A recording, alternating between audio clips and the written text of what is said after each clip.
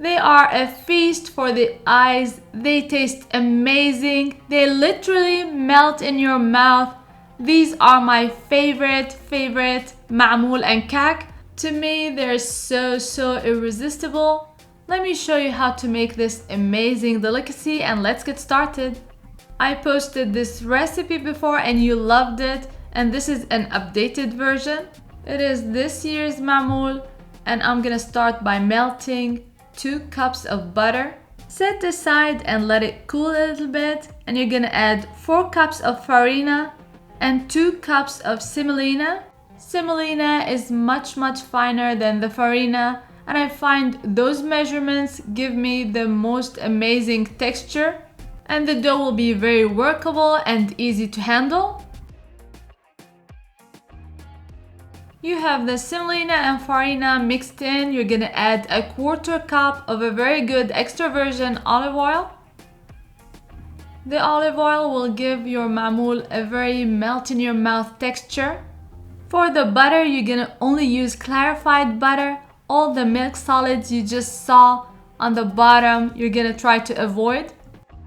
So you might wanna melt a little extra butter. I usually melt 2.5 cups of butter to get 2 clarified butter cups. See all the milk solids I'm gonna get rid of. And I'm using unsalted butter. It's very important for this recipe. And please use a good European butter.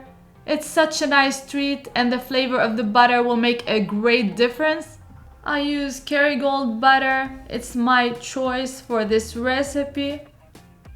And the butter has to be room temperature or just lukewarm. You can't add it to the farina when it's hot. And I melt the butter in the microwave, but you can do it on top of the stove on very low heat. Mix until the butter covers every part of the farina semolina mixture. I mix for 2 to 3 minutes. Cover very well and let it rest on the countertop for 8 hours or overnight, preferably overnight. The next day, I'm gonna work on the fillings. I'm gonna make 3 fillings: date, pistachio, and walnuts. And the dates, of course, are the first to go. They're my favorite, and they're my kids' favorite. I start with 13 ounces of date paste. You can find it in any Middle Eastern store or online. Add a teaspoon of cinnamon, half a teaspoon of nutmeg, a little bit of extra virgin olive oil, 3 to 4 tablespoons, and you're gonna mix very well. Shape into long strips or noodles, just like so, and set on top of parchment paper.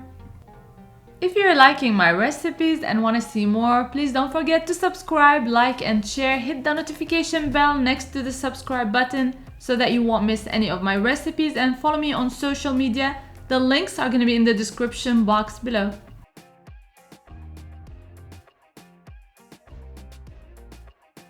Moving on to the next filling: 1 cup of walnuts, 1 teaspoon of cinnamon, half teaspoon of nutmeg. You're gonna make them, process them as fine as you want. You're gonna add some sugar and 2 tablespoons of rose water. And as always, I leave all the amounts and all the ingredients in the description box below the video, so check it out.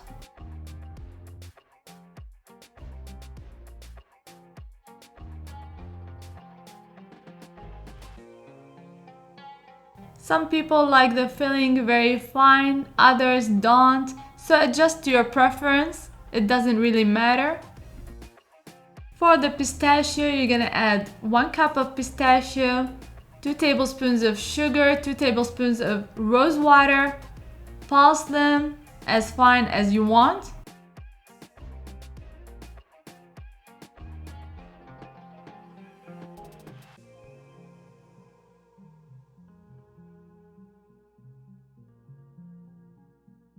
Fillings are pretty much done. Now I'm gonna start working on the dough. You're gonna mix 1 teaspoon of instant yeast to 1 teaspoon of sugar with 1 cup of warm water and set it aside. Now I'm gonna add half a cup of orange blossom water to the dough and try to incorporate it very well. I'll tell you, the smell of butter, orange blossom with the farina, it is so heavenly. It takes you back to memories of childhood and the smell of Eid. I promise you, this recipe won't disappoint. You're gonna start adding the water gradually until you start seeing the dough forming nicely and it's easy to work with. During the process of working on the dough, you're gonna know if it needs a little bit more orange blossom water or regular water. The dough should be so easy to work with and shape.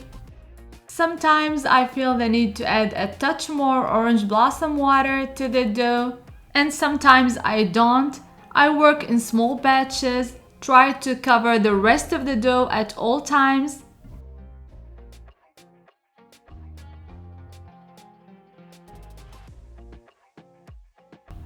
The dough is so easy to work with.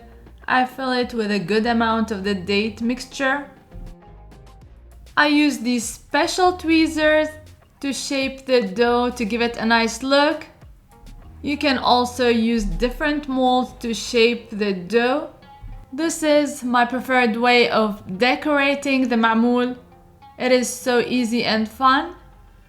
And it can be a family affair. You can use somebody's help.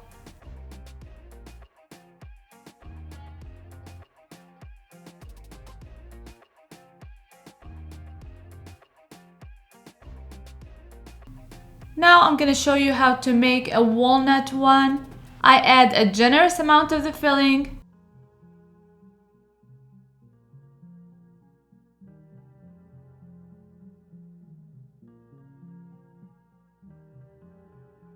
I give it a round shape and I try to decorate it in different ways. I'm gonna show you 2 ways to decorate it.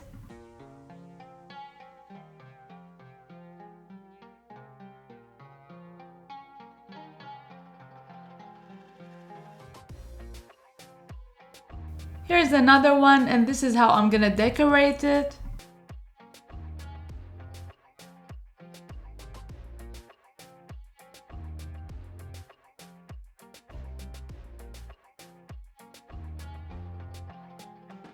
The pistachio filling, I'm gonna give them an elongated shape just like this.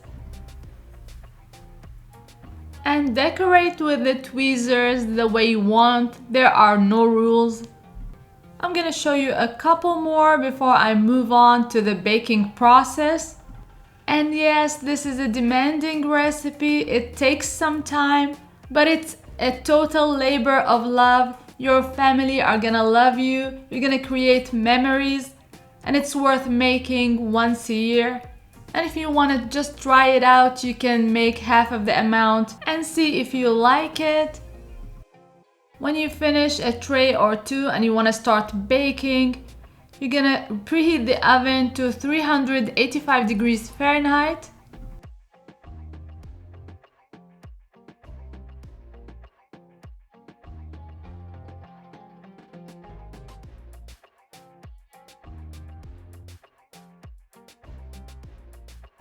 You're gonna bake for 15 to 20 minutes or until you start seeing a little bit of a golden color.